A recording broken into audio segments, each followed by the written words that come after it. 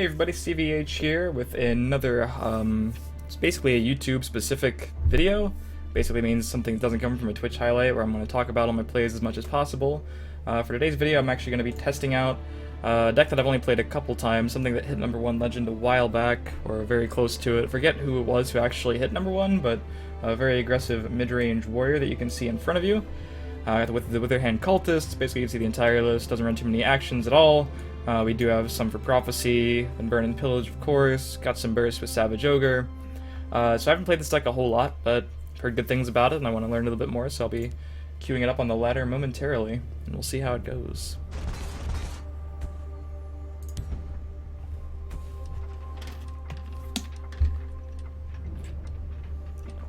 And we're kind of in the dumpster right now, so no harm through testing, even if we don't happen to win.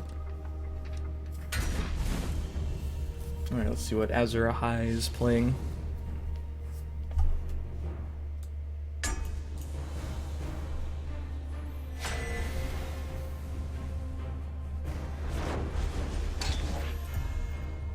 Assassin. So if it's Action Assassin, which is likely because it's very popular, Withered Hand Cultist is going to be important. I think we'll ship the Black Room Necromancer. Yeah, I think I'll keep the double... No, we have 1s and 3s, we want more. Let's just ship everything but the Windkeep Spellsword. Alright, good. We got the Withered Hand Cultist, that was what we wanted. And we got a 1-drop. Crazy good mulligan. Magnus, God of Sorcery, be with me. It wouldn't have been a horrible hand to have like all 3 of the cards in the original before the mulligan. But the deck has a really low curve, so we might as well give ourselves the best shot. So we could Greystone Ravager on the right and try to kill that next turn. Windkeep Spellsword is not going to do the job. Don't think this deck is going to be running Murkwater Witch, so it's probably a safe play. This should be good.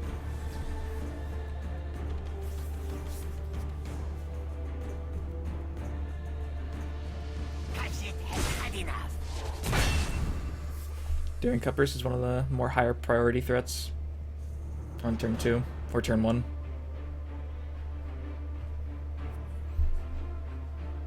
Maybe he just misses his entire turn, like he elixired that out prematurely because he thought he would draw another 2. Alright, nah. We aren't that lucky this time. They cannot hope to outwit me. Sharpshooter Scout's a pretty good draw here. Hit for the 1. Go ahead and play both of these in the right, so we can use them both to deal with the Kinsman if we want. This day will be mine. It's very easy to get behind on life early against the deck with House Kinsman, so Black Robe Necromancer would have been a pretty iffy keep, especially since we don't have the elixir.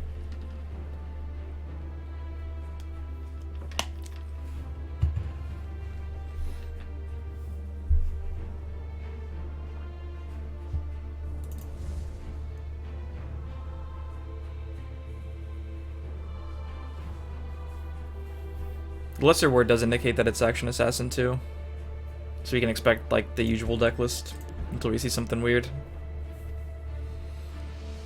Goblin Skulks, probably Smuggler's Hall, definitely Lilendril Hexmage.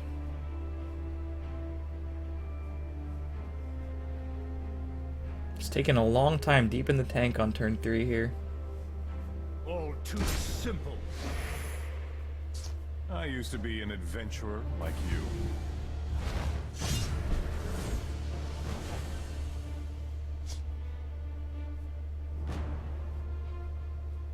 So we can double trade and get another card from the Kinsman.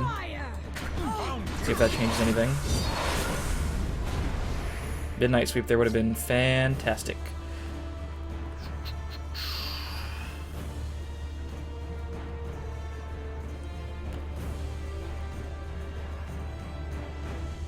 No real ways to make a favorable happen on this side of the board without playing Windkeep Spellsword. That really interrupts my curve, though. Turn 4, he's likely to have a Lightning Bolt. He's going to have to target this. Do we want this trade to happen?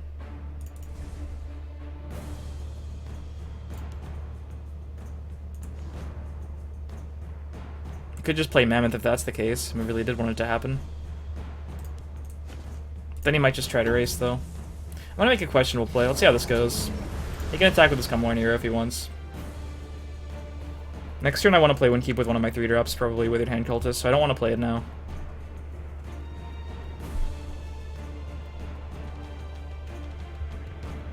Like, it's not going to gain cover in either lane, but he definitely has a good trade here if he wants it.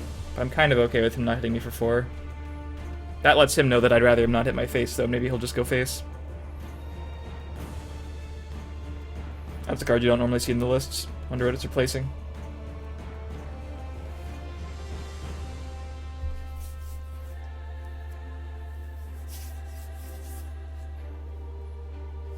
Deep in the tank yet again. Maybe he's only plays Lightning Bolt and he's waiting to do it for some reason. Firebolt. Okay. Slaughterfish. That's okay with me.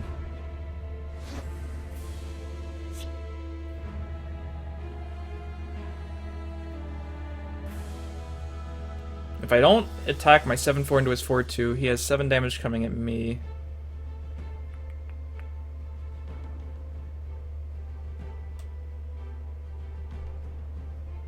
Definitely gonna play Windkeep and Withered Hand Cultist.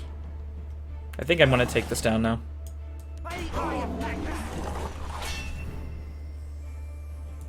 Windkeep's hard enough to answer, we can just put it in the right by itself, put this over here. Yeah, sure. As long as we can develop Night Shadow next turn and it'll stick, I think we're in a good position to win. Not the typical aggressive game plan of this Warrior deck, but sometimes Night Shadow can get it done. Especially if we can draw like a Savage Ogre the following turn. Drain for 11 immediately. Or in the first turn the Night Shadow can actually attack, I mean. So now he only has 3 damage, that's a lot less threatening. His actions cost more, seems good.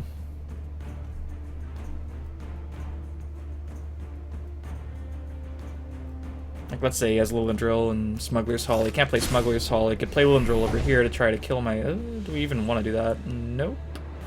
Because he's likely to develop something in the Shadow lane that's huge. I don't think casting at that makes much sense.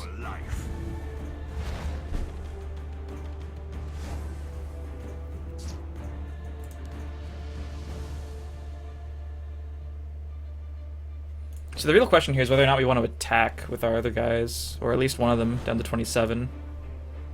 Confound you! I think that much is safe. We can at least do this. I am a child of darkness.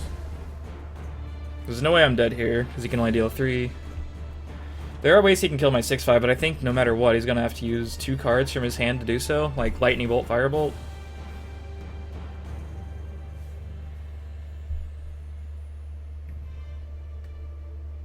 And if we drain for 6 once, I think it's just good enough with the hand we have.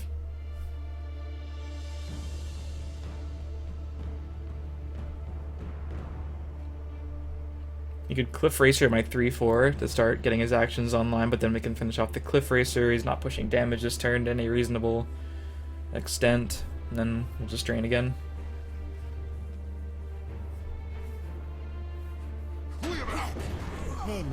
Not pushing the damage, interesting.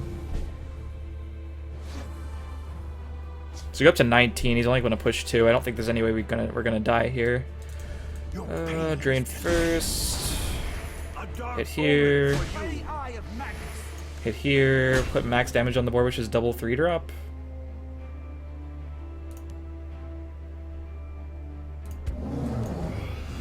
I like that, just in case he can deal with this with something else. This will contest the cut purse. Leave something else up. Seems fine to me. Now he's going face. Tazcad.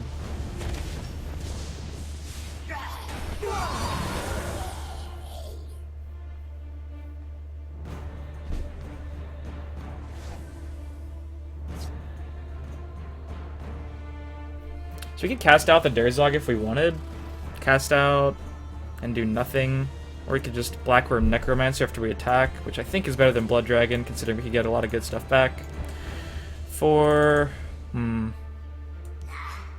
don't think we can ever die with Withered Hand Cultist on the board. Let's do this first. See what gets buffed. I do think I'll attack with this A first. dark omen for you. By the eye of Magnus. So since that all happened, there's no way he can kill me. You would need like 2 Prophecy Lightning Bolts or something for me to be really scared. So I guess we'll just play this. I mean, we could even burn and pillage to kill that. I guess that makes the most sense. My cast out makes the most sense if we're just gonna remove the board. There's no way he can answer the board, so... What if he's playing Giant Snake, though? I have played against that card a couple times recently. I mean, there's no way I die, so let's just do this.